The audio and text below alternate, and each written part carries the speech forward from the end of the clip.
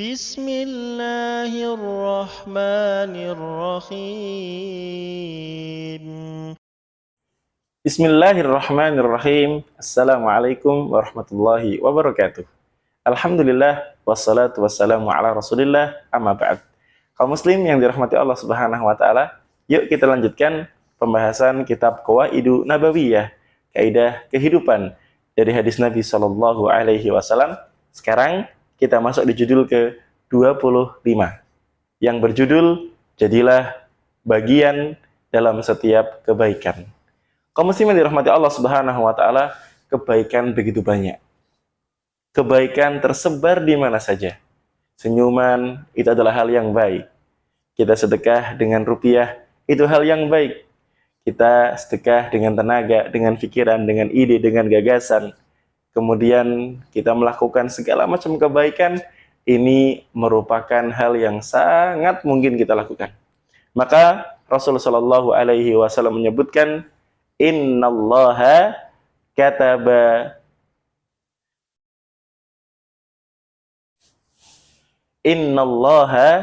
katabal ihsana ala kulli syai'. Sesungguhnya Allah Subhanahu wa taala telah mewajibkan kebaikan dalam segala hal. Hadis yang diriwayatkan oleh Imam Muslim. Yang dapat kita ambil faidah dari hadis ini adalah, yang pertama, jadilah kita sebagai seorang yang bisa mengambil bagian dari kebaikan. Kita mungkin bukan seorang dai, kita mungkin bukan seorang ustadz-ustadzah, tetapi kita bisa mensupport dakwah ustadz ataupun ustadzah tersebut.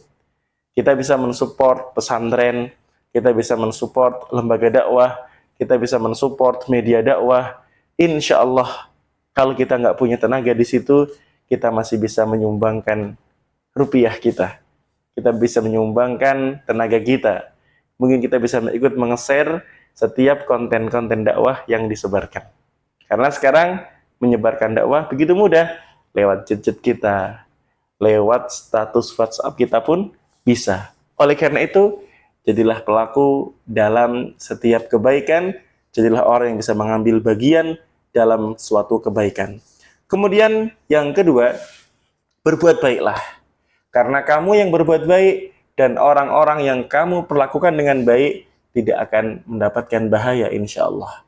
Karena siapa yang menolong orang lain, Allah pun akan menolong dia.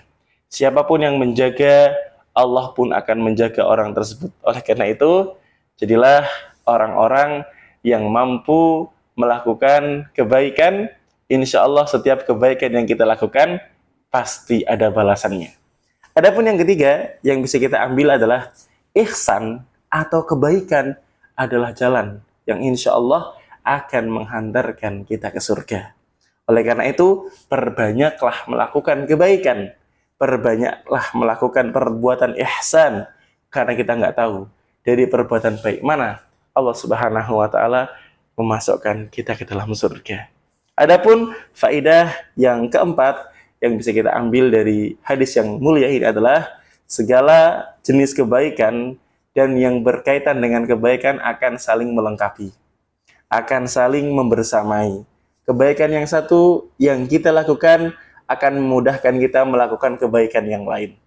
Insya Allah di antara ciri amalan orang itu diterima oleh Allah Subhanahu wa ta'ala adalah ketika dia bisa melakukan satu yang wajib, kemudian dia bisa melanjutkan dengan perbuatan-perbuatan yang sunnah. Semoga bermanfaat. Barakallahu fikum wa jazakumullahu khairan katsiran.